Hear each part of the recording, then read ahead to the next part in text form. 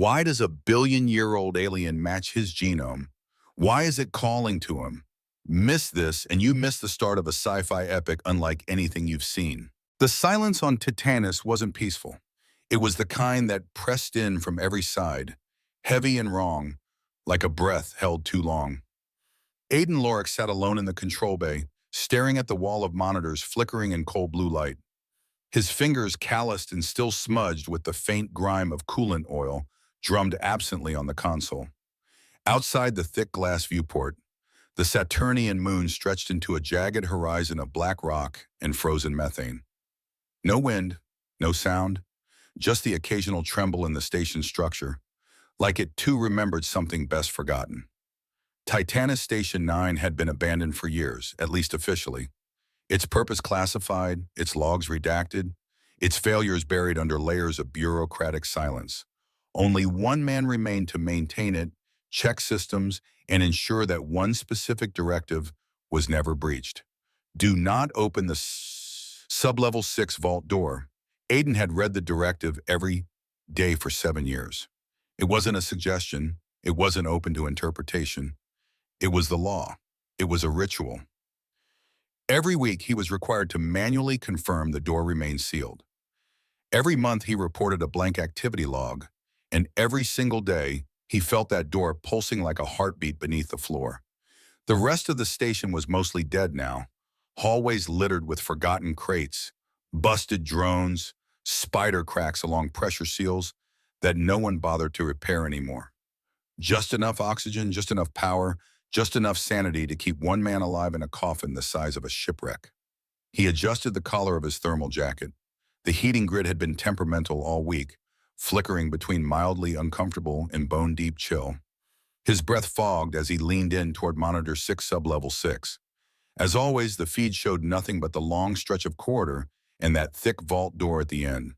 Black steel, no handle, no keypad, just a red light that stayed dark. But tonight something felt off. The station lights buzzed faintly overhead. Aiden pushed back from the console, stood up, and stretched. He walked across the bay to the brew unit, punched in a warm black coffee, and stared at the machine as it sputtered to life. The hum of the machinery echoed strangely, how like it came from too deep within the walls. His eyes flicked toward the hallway outside. Empty. He hated that hallway. Too long, too straight, too much space for your imagination to stretch its legs and start whispering. The cup dropped with a click. He grabbed it, took a sip, and winced. Bitter but warm. Aiden returned to the console. Monitors unchanged, system logs clean, no anomalies, no movement, no ping. A single sharp tone. Not loud, but it cut through the room like a scalpel. He froze. The sound had come from the AI interface. A direct message. That shouldn't have been possible. Central AI hadn't initiated comms in over 4 years. Not since the incident, no one ever explained. Its core functions had been downgraded to passive monitoring only. And yet, there it was. Unauthorized message received. Class restricted. The message blinked once, then resolved into text. Aiden Loric, do not trust the logs. Door integrity compromised. Countdown active. His stomach turned to lead. What the hell is this? He whispered. He tapped the console, trying to query the source, but the command screen locked him out. A second message appeared before he could blink. 17:44:12. It was a timer, already ticking down. Somewhere below his feet, in sub-level 6, something groaned metal, straining against its own welds, like the station was shifting in its sleep. Aiden stood there, heart hammering, mug trembling slightly in his grip. Outside the viewport, the dark moonscape offered no comfort. Just that same cold, dead expanse, indifferent to what came next. The silence didn't feel empty anymore. It felt like it was listening. It started with a low tremor, barely noticeable, like the station was clearing its throat. Then the power hiccuped. The overhead lights snapped off with a sharp pop, plunging the control bay into darkness before emergency red strobes began their slow, pulsing rhythm. On the main display, the Titanus upper atmosphere readout screamed in shifting graphs and erratic spikes. Plasma storm detected. Magnetic shield failure. Impact in T, Iru, Oris Dutu, 18. Aiden didn't move. Not right away. Just stood there, backlit by flickering red, his jaw clenched. He'd seen plasma storms before. Not like this. The station shook again, harder this time. Equipment rattled off shelves. Somewhere down the corridor, something metallic crashed to the floor. Sirens welled to life, shrill and mechanical, overlaid by a garbled voice repeating the same phrase. Critical systems compromised, seek shelter. Critical systems compromised, seek shelter. And then, just as quickly, everything went quiet. The screens blinked once, then died. The voice cut off mid-sentence. The console went dark. Central AI had gone offline. Shit, Aiden muttered. The emergency comms panel blinked faintly to his left. He rushed to it, tapped into the backup channel. Anyone near Lab 3, evac now. Hull breach in the eastern wing. We've lost containment. What the hell is happening? Where's command? Where's Aiden? He slammed the broadcast override. All personnel, this is Aiden Loric. AI is down. Systems are failing across all sectors. Proceed to sublevel 2 access point immediately. I'm leading a fallback to the old mining bunkers. That's the only structure with shielded walls. Move. Now. There was silence for a breath, then a chorus of panicked acknowledgments. He ran, boots slamming against the grated floor. The air felt heavier already, the artificial gravity flickering just enough to mess with balance. Emergency klaxons pulsed down every corridor like a heartbeat losing rhythm. Sparking panels, buckled walls, terrified voices echoing in the metallic dark. He rounded a corner into the central junction and nearly collided with a group of 5'2" engineers, a medic and 2 scientists, all pale, all out of breath. One clutched a bleeding arm. Another was crying without realizing it. This way, he barked. Follow me. Where are we going? The medic shouted over the noise. To the old core tunnels, Aiden said, pulling a manual override panel off the wall and punching in a bypass code. They were built to withstand crust quakes, the only place left that won't rip apart if this thing hits full force. The door slid open, barely. They shoved through, one after another.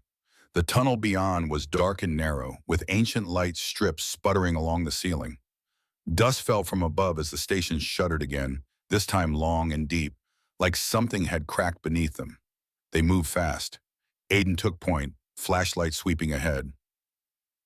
The walls down here were different, rougher, untouched by recent refits. This part of the station had been sealed off after the mines were decommissioned. Most of the others had probably never even been down here. Behind him, someone coughed, another stumbled. But they kept going. The deeper they went, the more the air changed, colder, heavier. A silence that wasn't just the absence of noise, but the kind that seemed to absorb sound entirely. Then they reached it. The corridor ended in a wide chamber, and at its far wall stood the door. 30 feet tall, seamless, blacker than any alloy Aiden had ever seen. No markings, no controls, just a faint imprint of something ancient in its shape geometry that didn't feel quite human. It looked less like a hatch and more like something grown from the rock itself. The group slowed, stared. What the hell is that? One of the scientists whispered. Aiden didn't answer. He stepped forward. The timer from earlier still burned in his memory. 17:44:12. He didn't know what would happen when it hit 0, but whatever was behind that door, it was waking up. The air inside the chamber was wrong. It smelled old, older than metal, older than dust, like time itself had been sealed behind that door, waiting. The temperature dropped another 10 degrees the moment they crossed the threshold. Flashlights flickered against wet walls that looked more like organic skin than carved rock. Veins, dark, pulsing lines ran across the ceiling, feeding toward the far end of the chamber where something impossibly large loomed in the dark. The group hesitated at the threshold. Aiden stepped forward. The black door behind them had folded open without sound the moment he touched the strange symbol carved into its center, a sigil that hadn't been on any blueprint, that shifted subtly when you stared too long, like it didn't belong in this dimension. He didn't know why he touched it. He just knew he had to. Now, inside the forbidden shaft, all they could do was keep going. "What is this place?" whispered Dr. Relaney, the linguist. Her voice trembled despite her calm. No one answered. They approached slowly, flashlights scanning the vast chamber. In the center, embedded in a nest of metallic roots and tendrils, was the machine. It was at least 3 stories tall, curled in on itself like something sleeping. Smooth plated surface like armor, but flexing ever so slightly, breathing. Its surface shimmered, not with light, but with awareness. A shell that wasn't quite dead, but definitely not alive in the human sense. Aiden stepped closer, one hand brushing the side of the thing. It was warm. "How is it powered?" someone asked. "This sector has no grid, no generator. This place predates the entire station." Aiden didn't answer right away. He was staring at a panel near the base covered in dust, but unmistakably mechanical. His eyes narrowed. "A crank system," he muttered. "Manual energy loop. You're saying you can restart it?" "I think so, if the internal capacitors still hold charge. If it's not, I don't know." "Dead." The station shuddered above them again. Louder, closer. He dropped to his knees beside the panel, yanked open a corroded plate, and scanned the tangled mess of biomechanical conduits inside. Most of it made no sense, alien architecture wrapped around half-familiar wiring. But some of it felt like an echo of Earth tech. "Need light," he barked. Someone held a flashlight over his shoulder. He reached in, feeling for the latch system, half blind, half instinct. He found the crank, rusted but still mobile. Gritting his teeth, he started to turn. The handle groaned. Resistance fought back like he was winding a spring that didn't want to wake. Sparks leapt from the inner wall. A low hum began to rise. The roots around the machine shifted. "Something's happening," the medic shouted. "I hear it. Pressure equalizing," one of the engineers yelled. Aiden kept winding. Sweat beaded on his forehead. Static crawled over his skin. The sound in the chamber grew louder. Metal bending, air compressing. The ancient machine groaning in slow, rising rhythm. And then, thump. A single heavy pulse echoed through the floor, everyone frozen. The machine stirred, just slightly. Then, thump, thump. Aiden looked up. The central core began to glow from within, a soft, pulsing crimson like the beat of a heart. The tendrils across the walls shimmered in sync, casting dancing shadows across their faces. It wasn't dead. It was waking up. The chamber boiled with voices. Now, Blokes, the junior systems analyst, paced near the edge of the platform, one hand clutching a flickering data pad, his eyes wide with disbelief. This thing is broadcasting. I just caught the frequency. It's not local. It's not even the inner system. It's pinging deep space coordinates, repeating cycles, like a beacon." "Broadcasting what?" snapped Dr. Vare, arms crossed, jaw tight. Blokes didn't look up. "I don't know. The waveform's layered in some kind of quantum distortion. Could be a language. Could be a location. Whatever it is, it's going out. And now that power's back, it's stronger." The team went silent for a moment, the machine's heartbeat thrumming faintly beneath their feet. Thump, thump, Dervarvria turned sharply toward Aiden, her voice low and sharp. "How did you know how to activate it?" Aiden blinked. I didn't. I just..." "No," she cut in. "You touched the sigil. You found the crank. You powered it up. That symbol shouldn't have even reacted to human contact." "It was instinct," Aiden said. "It felt like it was waiting for someone to come down here." Vera stepped closer, narrowing her eyes. "Or waiting for you." The others turned toward them. Blokes frowned. "Wait, what are you implying?" Vera's voice dropped, almost a whisper. "Have you ever run a full scan on him? Genetic profile? Biometrics?" "I've been on this station 7 years," Aiden snapped. "Why would anyone..." She raised her wrist module. With a few swift taps, a low ping echoed from the device, followed by a long string of bio-readout data streaming onto her display. Her eyes scanned it, then froze. "No way!" "What is it?" someone asked. Vera turned the display around. "Aiden's genetic code.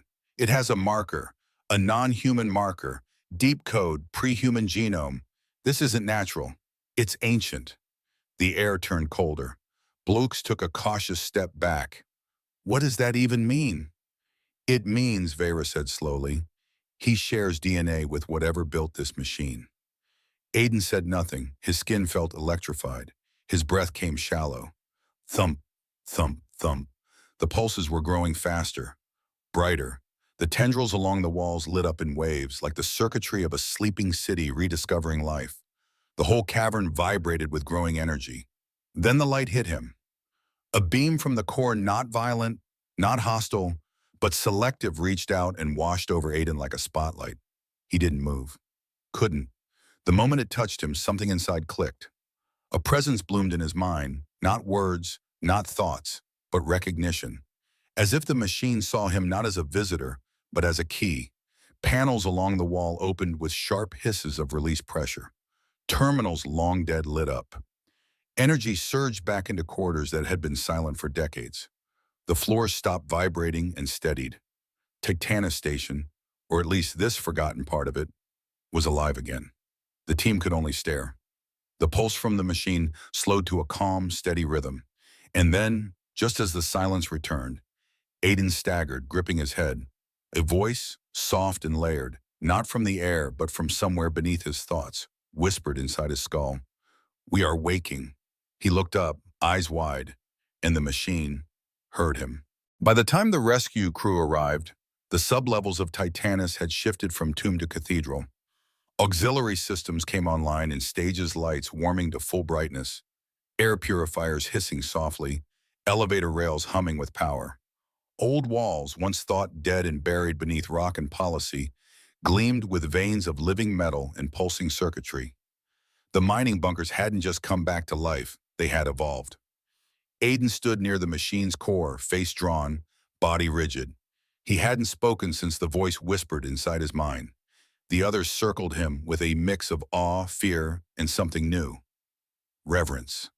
The first evac dropship thundered in through the upper hangar shaft an hour later, kicking dust into the once stale air. Uniformed responders moved quickly, checking vitals, assessing structural damage, and securing the perimeter. They looked ready for disaster. What they found was something far stranger. "Who's in charge here?" barked Commander Hart from behind his visor, stepping into the chamber. The team stepped aside, almost without thinking. Aiden turned to face him. Hart paused. "You Loric?" "Yeah," Aiden said, his voice low. "It's under control. For now." The commander's gaze shifted to the massive biomechanical structure behind Aiden. "What the hell is that thing?" Aiden didn't answer. He couldn't nod in any language that would make sense. Instead, his eyes moved to the others, Dr. Vera, the blokes, the medic, the engineers. Where once there had been suspicion and doubt, now there was something closer to uneasy faith. Vera especially. She hadn't spoken to him directly since discovering the genetic link, but she stayed close, always watching, always thinking. Blokes walked up beside her, whispering, "It's still transmitting." She turned sharply. "What?" He held up his pad. The signal, that deep space beacon, still active, stronger now, more focused, like it knows where to send the message. Vera's eyes narrowed, or who it's calling. Then the machine stirred again. The heartbeat slowed but deepened. The outer plating of its shell, once smooth and seamless, began to tremble. Seams appeared in the structure, sliding apart with an eerie grace like petals unfurling in reverse. The team stepped back instinctively. Underneath the armor was something organic, pale, iridescent, wet, not flesh, not metal, some convergence of both. The inner shell flexed, then peeled away, revealing what lay at the core: a figure, curled in a fetal position, suspended in a cocoon of shimmering strands, humanoid in shape, roughly Aiden's height, skin a soft gray blue, patterned with faint silver filigree, eyes closed, chest rising and falling with slow, deep breaths. It was sleeping, but alive, and it looked almost exactly like him. Gasps rippled through the room. Aiden took one step forward, transfixed. "No way," someone whispered behind him. Vera's voice cracked the silence. "It's not just similar, it's a genetic mirror." Block stared at his readings. Same base pair anomalies, same protein chains. This thing shares over 96% of Aiden's genetic code. Aiden didn't blink. Couldn't. Something in his chest, something old, was thrumming with the same rhythm as the machine, as the being. "It's him." the medic said quietly. Or it's what he came from. The chamber pulsed again, lights dimming briefly, then flaring back. The signal shifted, became sharper, almost like it had found what it was looking for.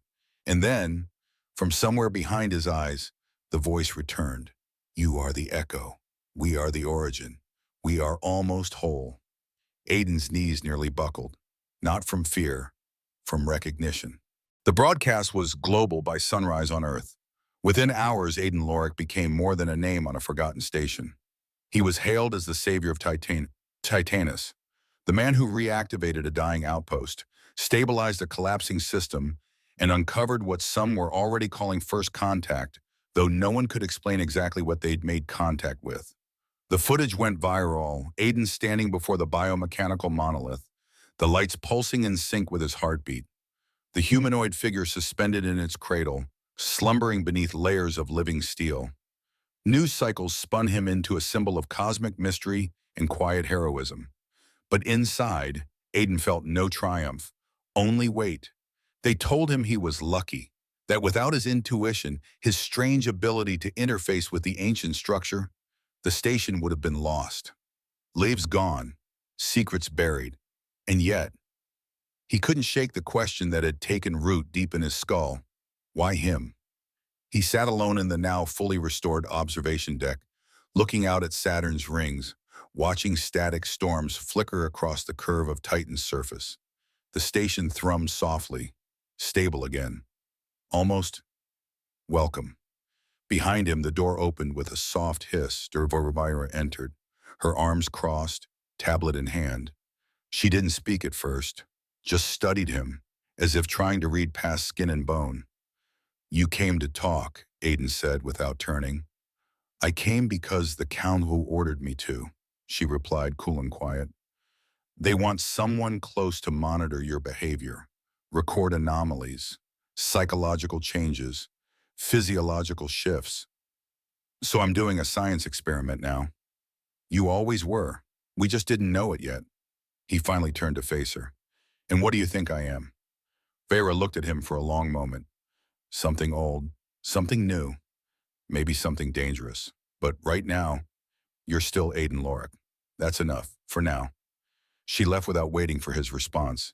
He sat there a few seconds longer, then looked down at the data slate she'd left on the table. It wasn't hers, it was addressed to him. No sender, no timestamp, just a single message. Confirmed, error verified, access protocols initializing. His breath caught. A low chime echoed from the floor. Lights in the walls began to shift again, gold instead of red. Warmer. Alive. Somewhere below, the great machine stirred, and in the hidden chamber where no eyes watched, the cocoon began to dissolve. The figure inside shifted slightly. Fingers twitched, veins brightened with subtle light. Then it opened its eyes, the same deep storm gray as Aiden's, and it was looking right at him. Now ask yourself, who's really waking up? The machine or Aiden? Follow for part 2. You won't want to miss it.